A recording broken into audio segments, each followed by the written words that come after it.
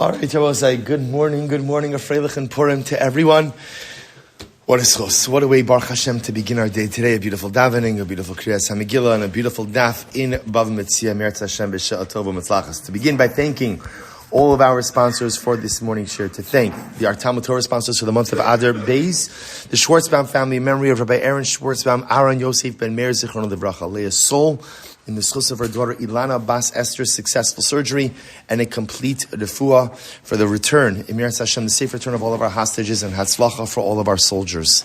Maia Hoffman, in memory of her father Reuven ben Emanuel, and in the merit of the hatzlacha, health and joy for her entire family. So beautiful.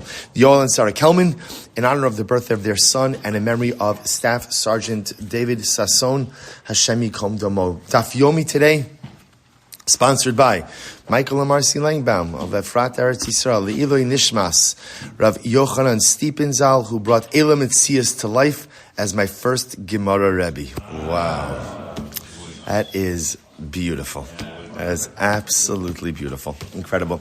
And our Daf Yomi pastry sponsors for today, Avron and Gali Elbaum, wishing a Freilachin Purim to all the members of the Daf Yomi. A thank you to all of the Magidei Shiur, to the tech crew, and for enabling all of us to learn Daf Gemara so clearly and methodically each and every day. Shkoyach to the Elbaums. All right, I will say, excuse me. Let us begin. Of course, we should just have special kavanah today. You know, Purim is a day that is mesugel for tefillah. Purim is a day of nisim v'niflaos. Purim is a day, and the power of Purim, more than even any other Yom Tiv, is that Purim is a day where nisim could occur within the teva. That nisim could occur within the natural order. That's the whole yisod of the Megillah. The name of HaKadosh Baruch Hu doesn't appear once in the Megillah. There's no splitting of the sea. There's no supernatural activity. Purim shows us the ability of the Ribono Shel Olam to choreograph miraculous salvation even in the midst of a sea of mundanity. That's the beauty of Purim. And as such, there is no day throughout the entire calendar that is ripe for miraculous activity. Because again, the truth is, Bepashtos, the sea could split, right? The sea could split. Because Baruch could do anything. But Bepashtos, it's not going to. Pashtos is not going to. But miracles occurred every single day. And HaKadosh Baruch Hu is the master of making miracles occur within the mundane. So it goes without saying that how much we need a miracle today. How much we need a miracle now for us, for Klal Yisrael, for Eretz Yisrael. So we should make sure to grab every moment of today, to daven, to ask HaKadosh Baruch Hu to bring home all of our hostages, to ask HaKadosh Baruch Hu to allow each of our soldiers to be successful in their holy missions, to come back to their families b'shalom and b'karov. If you know cholim, to daven for people who need refuah sheleima, for people who need shalom bayis, for people who need the shidduch, for people who need children, for people who need parnasa. Whatever, everyone needs something. Everyone needs something. Klal Yisrael needs something. Eretz Yisrael needs something. And every single Yid needs something as well. And today, Purim, the whole Yisod, we're going to do the daf, by the way. We're going to do the daf. But it's a short daf. Hey, but the whole Yisod of Purim. Right, the Baal Shem Tov HaKadosh brings down that Purim is begeder Abba. It's begeder Abba. That Purim is the day where we relate to HaKadosh Baruch Hu as a father, not as Malkeinu. It's Avinu. And when the father presents himself to you, you can ask a father for anything. Child runs into his father's arms, and the child knows when he's locked in that paternal embrace that he could have anything he wants in the world. That's Purim.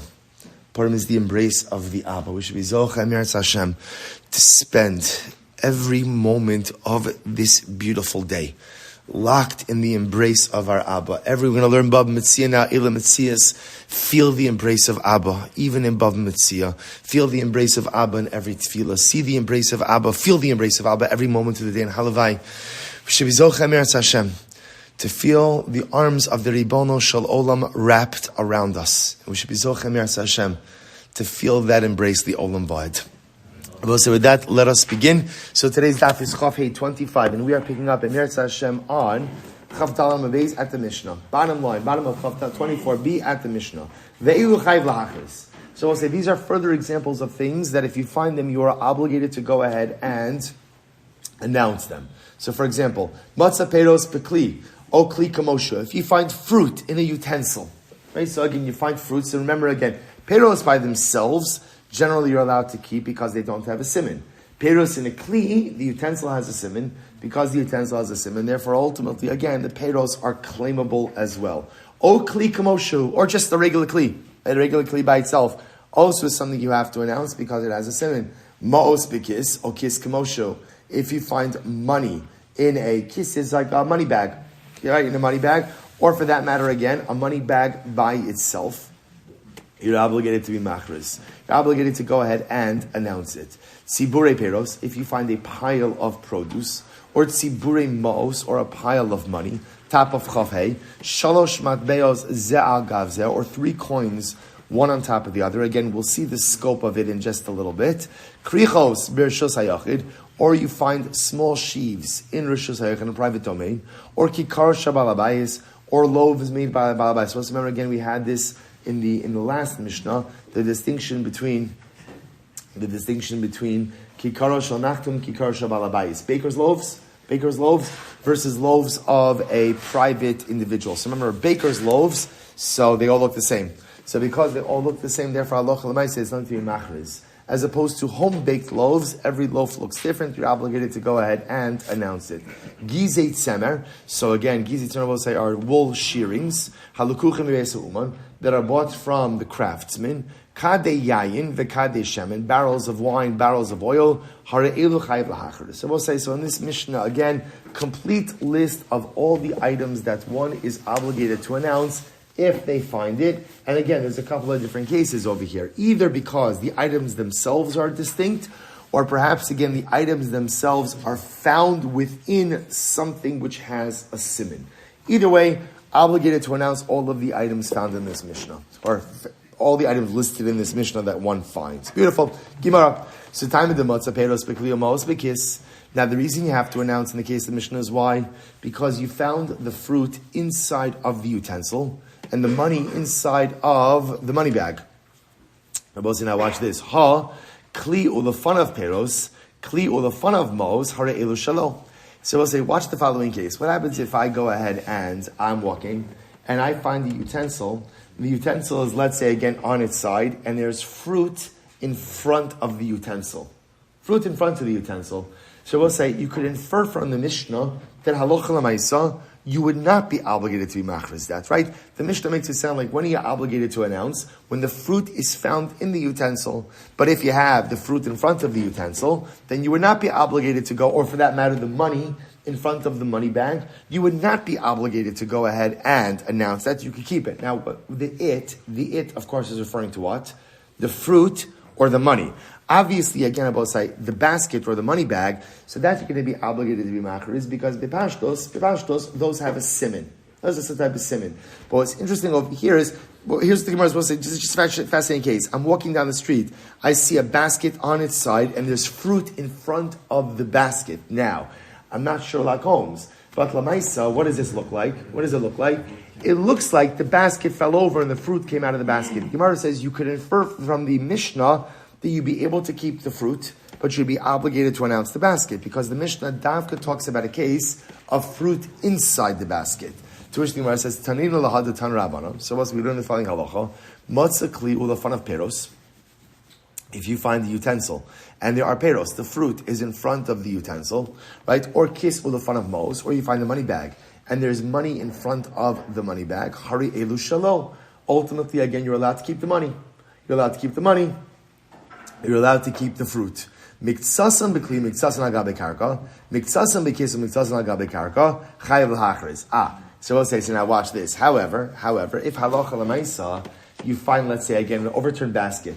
Some of the fruit is in the basket, some of the fruit is in front of the basket. Or in the money bag. Some of the money is in the money bag, some of the money is in front of the money bag. Okay, so now, what do we have? So now, we have some circumstantial evidence that the fruit came from the basket, that the money came from the money bag. So I will say, so that's the Brisa. So the Brisa seems to say this explicitly. The Brisa says, if you find a basket overturned with fruit in front of it, no fruit in the basket, just fruit in front, or a money bag with money in front of it, you could keep the money, keep the fruit, obligated to announce the basket or the money bag. If you find an overturned basket, and there's some fruit in the basket, some fruit in front of the basket, now you're chayav to be machriz everything. Or minu, the Gemara is the kasha, or minu, matzah davar she'in bo simin, B'tzad davar sheyesh bo simin. We'll say, what happens if you find two things, right? One item that has a simin, and next to it is an item that doesn't have a simin. What's the halacha? Chayiv lahachriz. You're obligated to announce everything. Everything. Bala simin. So we'll say, now, again, you see the kasha already. What does this sound like? So from the price, what does it sound like? If you have a basket and the basket is overturned and the fruit is lying next to the basket, no fruit in the basket, but fruit lying next to the basket, from the price it sounds like that's what? You have to announce everything. You have to announce everything. So first of all, that contradicts what we just said before, and it contradicts the inference from the Mishnah. Bal simin b'natal eshelo. That will say, now, if a guy shows up, so let's say I'm walking down the street, I see an overturned basket and there's fruit in front of the basket. So I make an announcement. I'm machriz, I found something. Reuven comes along and he goes ahead and he gives me a siman about the basket, but makes no mention about the fruit. Or parallel case with the money. So in that case, Reuven gets his basket back and I keep the fruit. Or I keep the money. The Gemara says, so we'll say, so what's going on over here? So we have a contradiction, right? So again, we'll say one brisa seems to indicate that halacha l'maisa, if you go ahead and you find an overturned basket with fruit in front of it, if there's no fruit in the basket, you only have to machriz the basket and you can keep the fruit. Brisa 2 indicates you have to announce everything. So what's going on over here? How do we reconcile the two brises? Some Rav Zid says, Lo kasha. It's not a contradiction. Ha bekuva v'kisna, ha b'tzana uperi. Someone said this is interesting. One case is talking about a basket with flax. What I will say, one is about a basket with fruit. What's just in a basket of flax and a basket of fruit? What's the matter? You're going to thank me for these later, because like if you have a lowland conversation at your Purim Suda today, you could pull out some of this stuff, right? But I was thinking about it. Ever wonder what's there in a basket of fruit, a basket of flax? It's very simple. If you have flax, I will say, when flax falls out of a basket, something's going to remain in, right? Flax doesn't move as a cohesive unit. There's going to be shreds of flax inside of it. So therefore, if it turned out that flax was from this basket, then there would have been some flax left in it. If there's no flax left in it, that's indicative the flax is not from the basket. That's different than fruit, right? Fruit, it's possible that what? All of the fruit did come from the basket. But when the basket fell over to its side, everything rolled out. So the second brisa that says that if you find fruit next to a basket, if you find an item next to a basket, you have to announce everything, that's talking about fruit. When it's talking in the first brisa that says if you find an item next to a basket, you only have to announce the basket, that's talking about flax. Because if the flax really came from the basket, some of the flax would have been left inside. Incredible. Rav Papa says, no. Truth is, both prices could be talking about a basket of fruit. So how do you reconcile it? So also Rav Papa gives a simpler distinction. One is talking about a case where there's some fruit left in the basket. One is talking about a case where there's not fruit left in the basket. If there's some fruit left in the basket, that's a clear indication that what? That the fruit in front of the basket originally came from inside the basket. Where there's no fruit in the basket, it's possible that halacha l'maisa, that the fruit was never in the basket to begin with. Incredible. The other possibility is other possibility is maybe inachinami. There was nothing left in the basket at all. The Gemara says v'lo kasha. So remember, we're trying to reconcile the two brises. V'lo kasha. Had de mahadra apela gabe peri. Had de lo mahadra apela gabe peri. Very interesting, I will say. Listen to this distinction. What's this distinction? So maybe both cases are talking about baskets of fruit. So I will say, now watch this. What does it depend on? Where is the opening of the basket vis-a-vis the fruit? So if the opening of the basket is directly opposite the fruit, then what? That's circumstantial evidence that the fruit came from the basket, and that's you're obligated to announce everything. What I will say, let's say the opening of the basket is not opposite the fruit, then what? I'm only obligated to announce the basket, not obligated to announce the fruit, because it's possible that the fruit never came from the basket itself. I just want to point out, remember, there's two cases here. It's basket and fruit and money from a money bag. It's the same halacha. I'm just using the basket and fruit because I think it's a little bit easier just to visualize, at least for me. So Gemara says as follows. Another possibility. We're just trying to reconcile. I just want to point out to you how beautiful this Gemara is. What are we trying to do? We have two opposing brises. And we'll say, what is the Gemara doing? Answer after answer after answer. What is it doing? Just trying to reconcile them. And let's say, what hashgacha prat is that we're doing this daf on Purim? Right? What is Purim all about? Rabbi say Purim is all about mishloach manos ish l're'ehu. Purim is all about achdus. Purim is all about ben adam lechavero. Purim is all about reconciliation.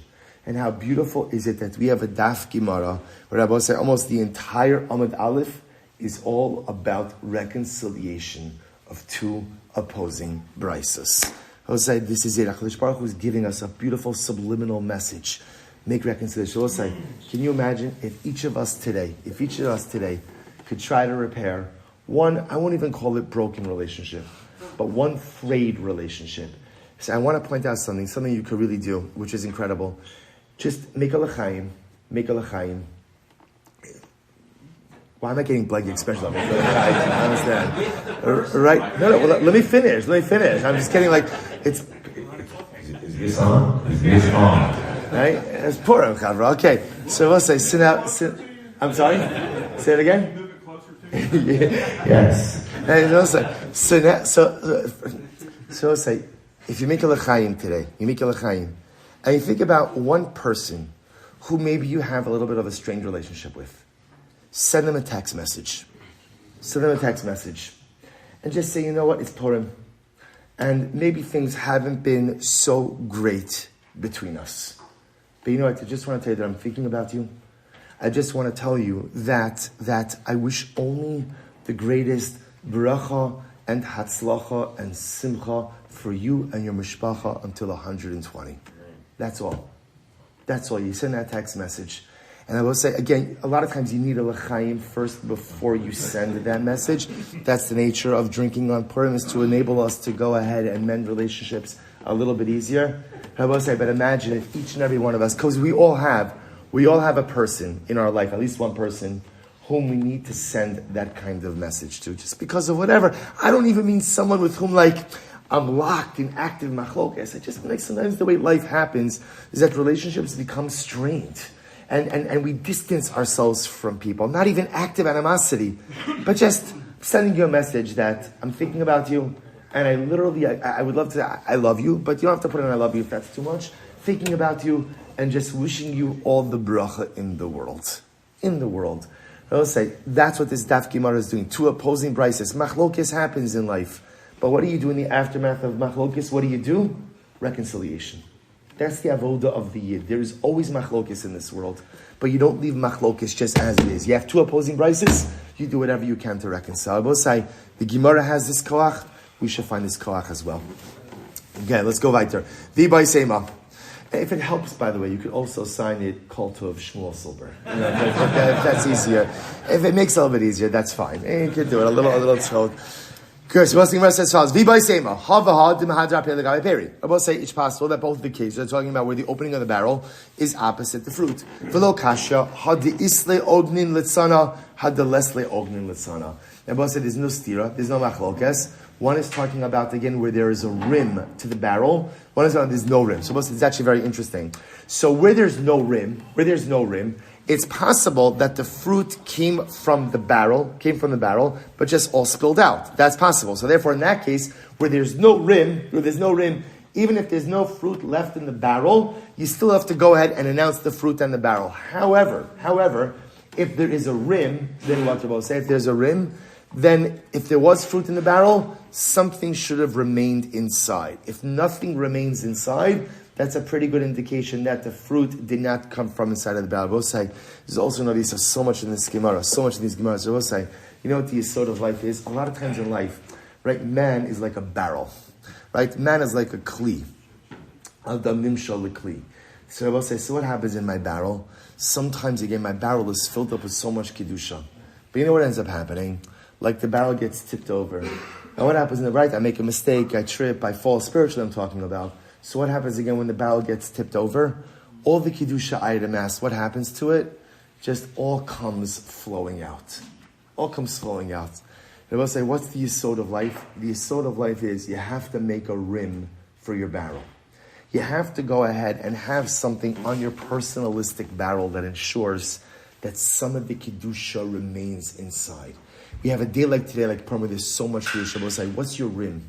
What's your rim? So maybe it's going to be some extra Torah you're going to learn. Maybe it's going to be some extra chesed you're going to do, some extra tzedakah you're going to give. Create your rim. The rim represents that additional piece of avodah that I engage in, so that some of the kedusha is going to fall out, but at least some of it remains inside. I quote this all has Rabbi Yitzchak Berditch of Zechus Yagin, and the Rebbe says that whenever a person has a moment of inspiration, you should know this Rebbe already, right? What does the Rebbe say? You're feeling inspired. What do you do when you're feeling inspired? Right? Do something. What does the Rebbe say? You can even do what? Open up a chumash and what? Read a pasuk. And even if the pasuk is just Vayedaber Hashem al Moshe Lemor, that's your rim. That's the rim on your barrel. What that says is, okay, I'm holding on to some of the Kiddusha. The Rebbe say today is going to be ridiculously Kodesh Kadoshim, Lifnai v'lifnim, Ki Kohen Gadol on Yom Kippur, each of us are like today. It sounded like Yoda in that pasuk. It wasn't good English, right? But you understand. Let's say, right? Incredible Kiddusha today. The avodah is make your rim.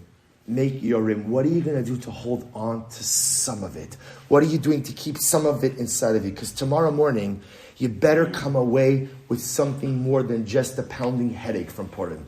Right? We'll say, if all I walk away with is a headache, I've lost it. If there's nothing left in the barrel tomorrow morning, then that means the barrel tipped over everything. Make your rim today. Weiter. Okay, we really got to finish the daf. Let's go, let's go weiter. Says the Gemara.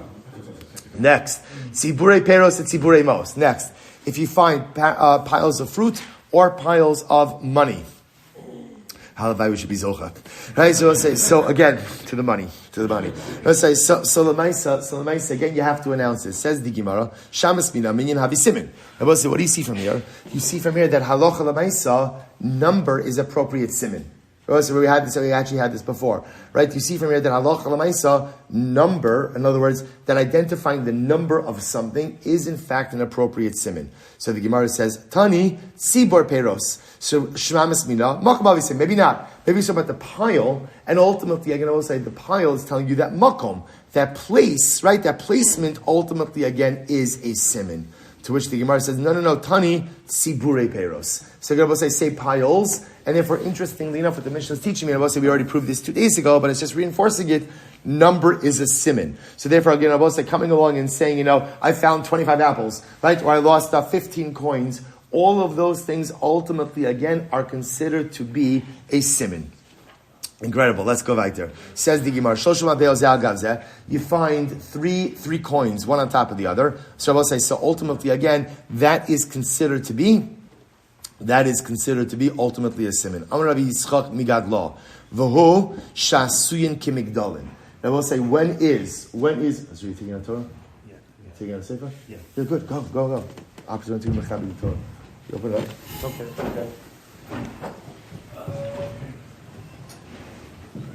6:45.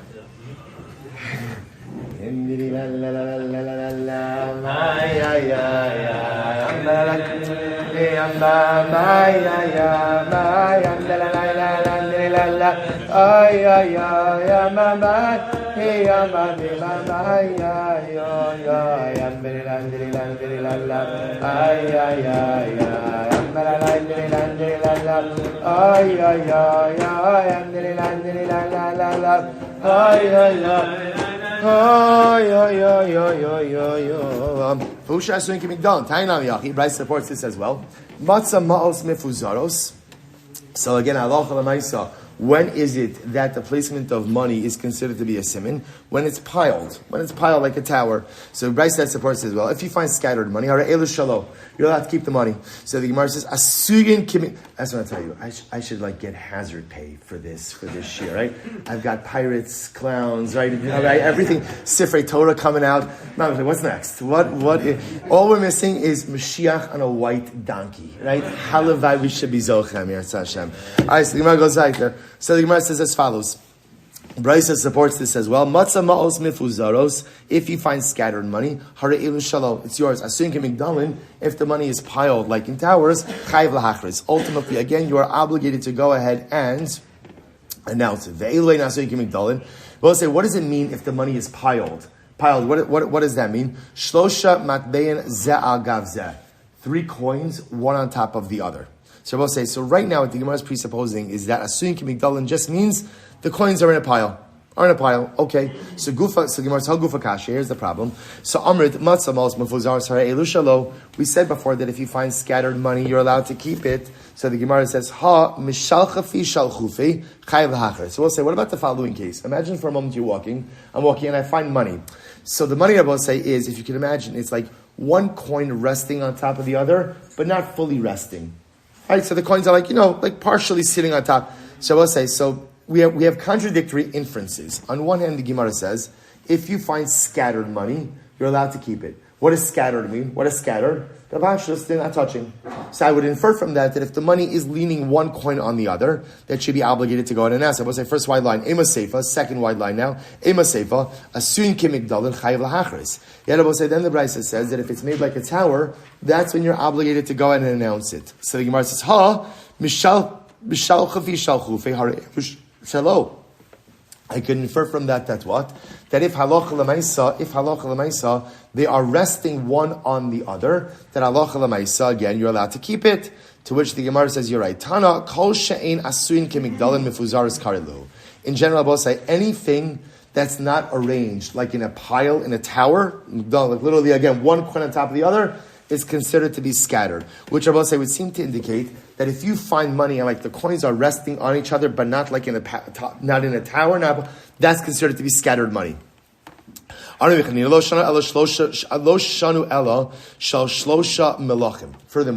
both say when we speak about coins piled as a tower, that halacha l'maisa, that's considered to be a siman, that's only coins of 3 different kings. Aval shel melech echad eno chayiv lahachris. But if it's one king, right, one king's coins, then you ultimately, again, you're not obligated to go ahead and announce it. The Gemara says, what are you talking about? Hey Chidami, what's the case? If the money is arranged like in a tower, afilu shamalach echad nami, then even if it's all the same currency of one king, why is that not a siman? And if it's not made like a tower, then ultimately, even if it's coins of 3 different kings, why should it be a siman?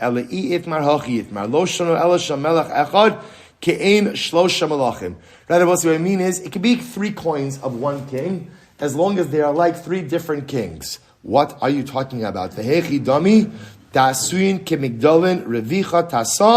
Metzia iluya vizuta iluya metzia da'aminan anuchi anchinhu. So I will say, this is fascinating. In order for coins ultimately again to be resting on each other, to be a similar, I will say what has to happen. We're talking about coins of different sizes that are arranged from bottom to top, largest to smallest. Largest coin on the bottom, medium, smaller on top of it. The Gemara says, Aval shamelech echad dekula ki adadi ninu afagav demanchi adadi hari elu shalo emar isramuye isrami ubahadi hadadi nafal. So Rabbi said this is quite interesting. The Gemara says, when is it that a pile of money is considered to be a siman? When is that? Ultimately, again, when you have 3 different coins. I will say, by the way, it's lav dafka 3, right? It could be 2, it could be 5, it could be 17, it doesn't matter. But obviously it's a minimum of 2. But the idea would have to be is the coins are arranged as a tower in size order. Largest coin on the bottom going up. That's ultimately, again, when it is a siman. But I will say anything that is not that, but according to this, if you have a pile of coins, and the coins are stacked as a pile, but they're all the same size, that's not a siman. Why is that not a siman? The Gemara says, I could say that's what? It just fell that way. Okay, which is all right. Let's say crazier things have happened. It just fell that way. Fine. Rabbi Yochanan says, no. Afilu shamalach echad nami machriz. Rabbi Yochanan disagrees. Rabbi Yochanan says, no. That is not true. If you find the pile of coins stacked one on top of the other, that is announcement worthy. Right? Even if all the coins are all the same size, halacha l'maisa, coins don't fall that way. That is clearly a siman. My machriz, by the way, when you announce a pile of coins, what do you announce? So the Gemara says, my machriz, minyan. You announce number. So the Gemara says, Meir yatlasa afilu train. So if that's the case, why did Dafka put this up as a case of 3 coins? He gave me 2 coins. Amar Ravina, tiva machriz. So ultimately Ravina says, you're right. Again, Rabbi say, what we're announcing is, I found coins. So I will say, in general, whenever you go out and you found money, what you say is, the announcement is, I found money. Then, when the owner comes along, the owner has to identify a couple of things. He could identify potentially makom, place. He could identify minyan, number, or he could identify the way ultimately, again, that they fell. But I will say, but bottom line is, interesting machlokes, we're going to see halacha l'maisa. So there are two different ways that a pile of money could go ahead. Either, of course, if you have largest to smallest, like arranged in size order, or I will say, since he also halacha l'maisa like Rabbi Yochanan, that if you do find a pile of coins, all the same size, that you also have to announce that, because the probability that the coins just fell that way would be highly unlikely. All right, let's go back there. But Rabbi Yirmiyah asks the following kasha: Kishir mahu, kishura mahu, kichatzuva mahu, gesula mahu. So Rabbi Yirmiyah asks the following question: what happens if the coins fall? And let's say kishira is like a circle, kishura in a straight line, kichatzuva is like a tripod. Again, I will say Rashi has a picture over there, right? You have a picture on your Gemara, right? In that Rashi, kichatzuva, like a tripod, the three circles over there, or kisulam, like a ladder. So we'll say, what's the latter case? The latter case would be where essentially, like one part of the coin is it's probably better to even think about it almost like steps, right? One part of the coin is resting on the other part of the coin. So we'll say, if you find the coin in these formations, what's the halacha? So the Gemara says, Pashat miha chada. We can at least answer one of the questions from here. Amar Rav Nachman, Amar Baravua, Kol she'ilu machnis la kisam beinehen, v'not lam bebas achos chayv lahachris. I will say, anytime that the coins fall in a way that you could insert like a twig, like a toothpick, and lift up all of the coins at once, that would be the case where they fall like a ladder. Right? You'd be able to technically put like a stick and lift them all up at once. So you're obligated. So again, we're not sure about the other cases, but at least where the coins fall like a ladder, you would be obligated to go ahead and announce it. By Ravashi. Ravashi will say, Amad Beis. Here we go. Ka'avne Beis Kulyas Mahu.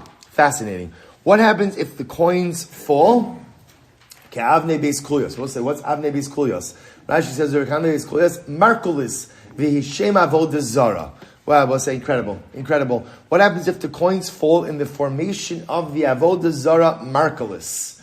Are you obligated to announce it? Now, what's Markalis? Satashma, Tisanya Matzamos Mefuzaros. If you find scattered money, Hare Elu Shalom. You're allowed to keep it. However, the Ke'avne Beis Kulyas, if you find stones that are arranged like Beis Kulyas, we'll say is Markalis the Avodah Zara. Chayv L'Hachris, Ve'elu in Avne Beis Kulyas. So we'll say, what does it mean if it falls like Beis Kulyas? What does that mean? Achas mikan achas al gabehen. So I will say, so what happened?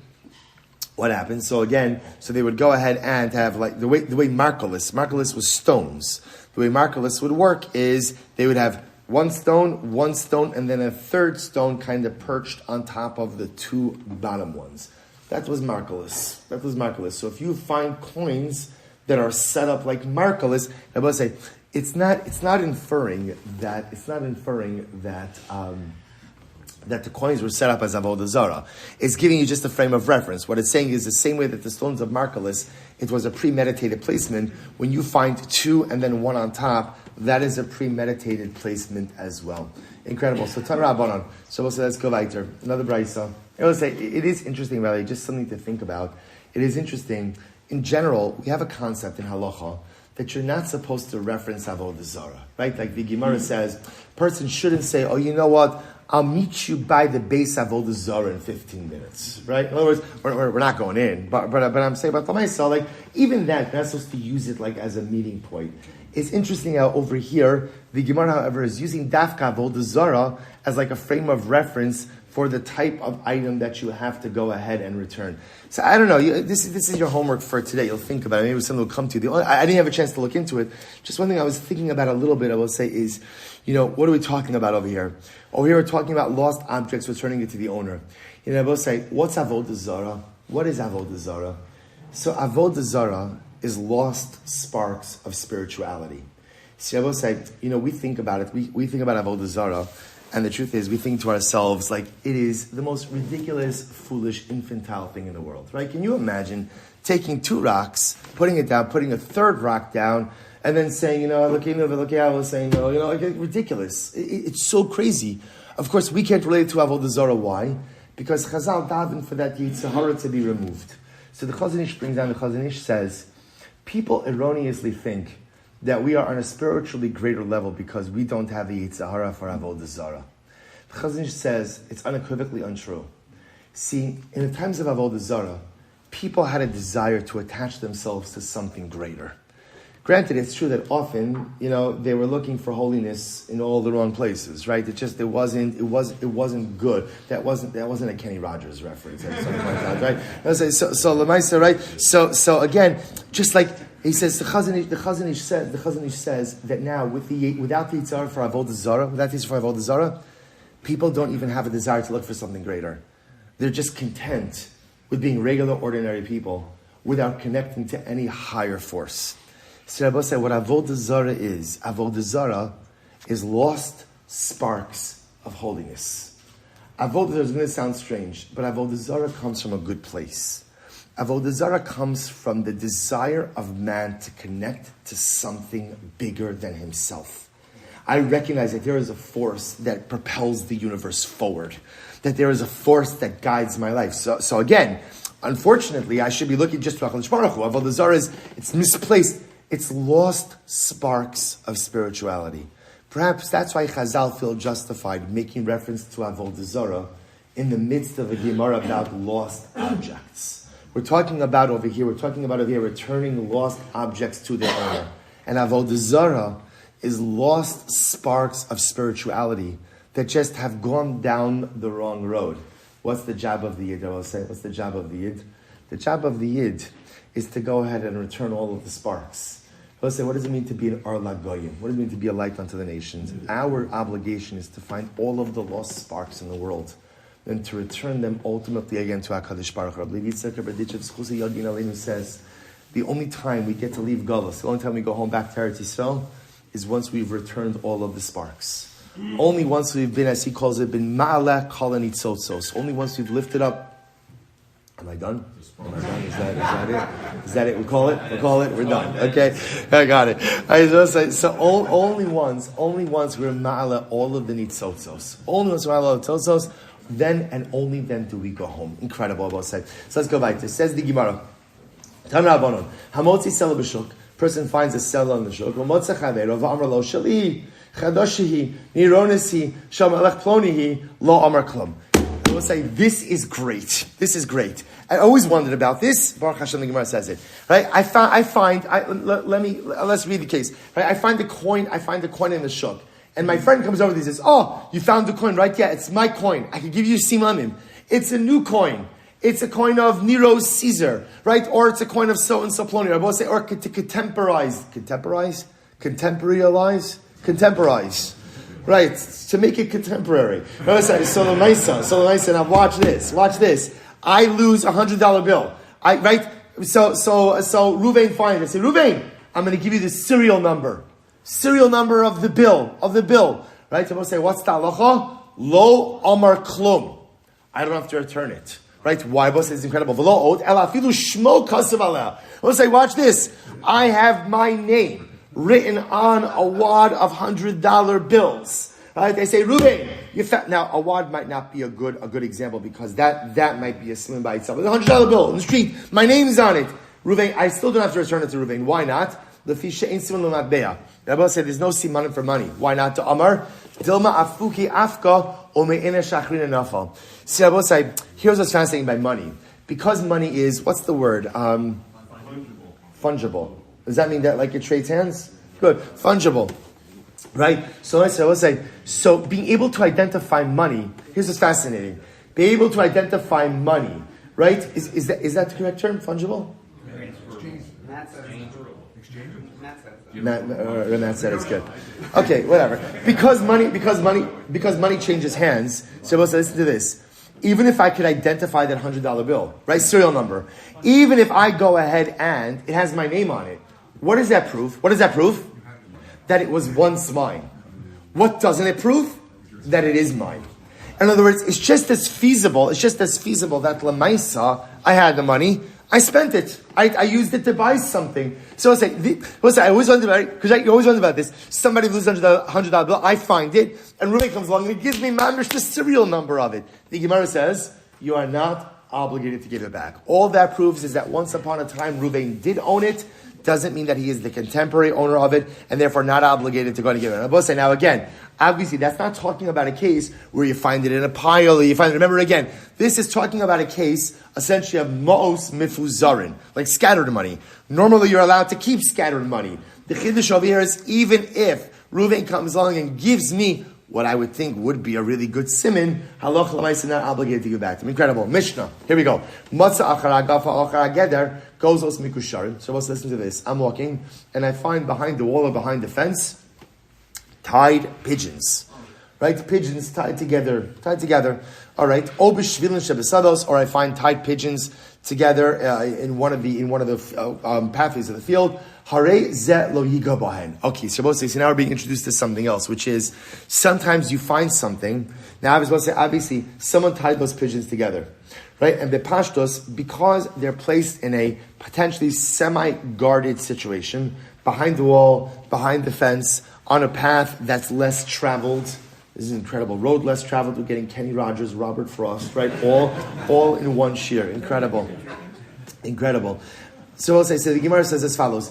Don't touch it, right? Leave the pigeons alone.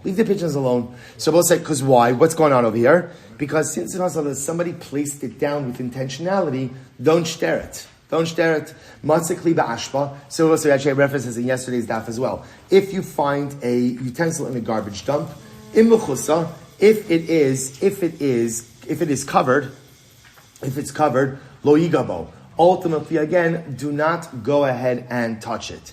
In megula, if it's uncovered, no talumachris. Then ultimately, again, you could go ahead, you could take it, and you announce it. All right, so we'll say, so again, if it's covered in the garbage dump, once again, that looks like intentionality.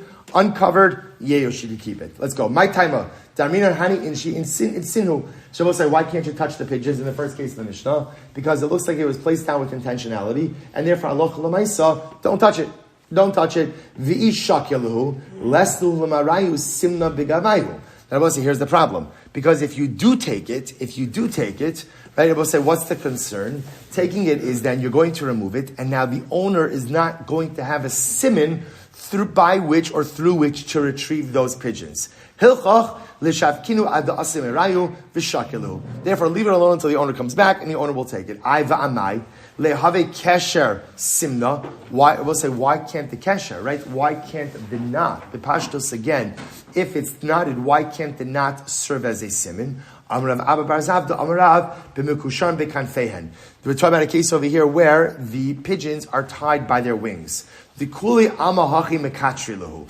Ultimately, we'll say that's how apparently, again, when you tie pigeons, it's good to know, that's how you tie pigeons together by their wings. So therefore, again, on both sides, the knot or the tying is not going to be a siman. Makom siman. Why shouldn't the place, the makom itself, be a siman? Amrav ukva barchama bimidadin. Because we're talking about a case where we'll say, even though the pigeons, their wings are tied, but they still hop around. So because they hop around, therefore, again, makom can't be a siman. One second. Even medadin, if the pigeons are hopping around, me'alma asimutarin. Right? So the Gemara says, I don't understand, but since the pigeons are hopping around, then what I will say? Then the truth is, even though I find them behind the wall or behind the fence, who's to say that that's where the owner left them? Maybe they came from somewhere else. Therefore, mamish, it's really hefker, and it should be able to keep it. To which the Gemara says, you're right. The Gemara says, is incredible. The Gemara say, when you find pigeons, this is good to know, when you find pigeons tied together by their wings, and you're finding it in a semi-private area, there are two possibilities. What are the two possibilities? Possibility number one is maybe they just hopped in from somewhere else. The other possibility is somebody placed it there. Shabbos says it's fascinating. So we'll say in the case of the Mishnah, when I encounter pigeons tied together by their wings, situated in a semi-private area, when I look at that, what do I see? I'm not sure. There's one of two possibilities. Either these hopped over from some other place, and therefore technically I could keep them, or the other possibility is that what? Someone placed them here with intentionality. We'll say this is what we call in halacha, safek hinuach. Possibly placed with intentionality or not. Listen to this. Kol safek hinuach lechatchilo lo yitol. They both say, whenever you come across something and you look at it and you're like, it could be that someone placed this here intentionally. If there's any suffix of that, what do you do? I will say, what do you do? Leave it alone. Leave it alone. Vim noto, but if you took it, then what? Lo yachzir.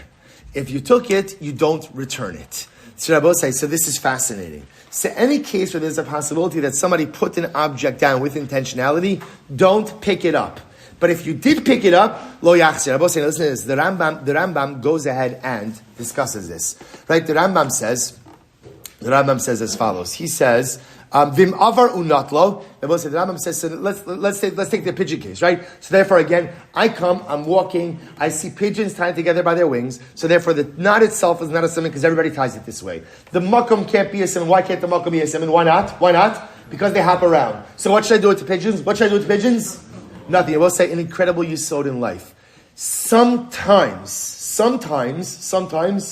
leave things alone. Because I will say, sometimes what appears to be broken is not really broken, it just needs to be left alone and resolve itself. So it's not usually a good piece of advice, but sometimes that does work. So therefore, again, when it comes to the pigeons, leave the pigeons alone. Now, the Gemara says, but if you took it, ultimately lo yachzir. What does it mean lo yachzir? Vim avar unatlo. If you took, I'm just using the pigeons case, aser lo lahachziro l'sham. You can't put it back there. Right? You can't put it back there. I will say, because again, once you took it, the problem is putting it back there may or may not be a good idea. Now I will say in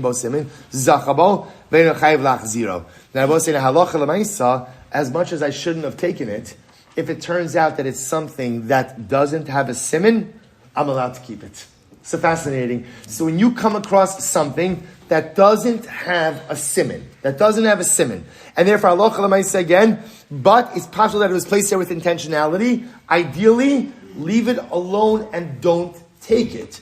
But if halacha l'maisa, you did take it and it doesn't have a siman, you are not obligated to go ahead and return it. I will say, we will stop over here for today.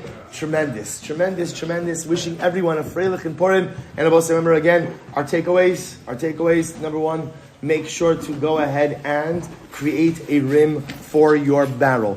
There's going to be so much Kedusha today. Chances are the barrel gets turned over on its side. Make sure to keep your rim so that at least some of the Kedusha remains inside. Takeaway number two, takeaway number two is we spent the entire Amud Aleph reconciling brises that dispute each other.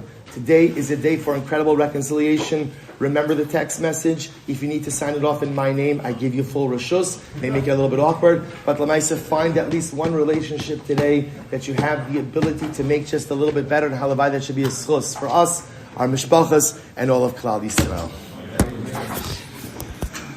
Can you say the wording? Yeah.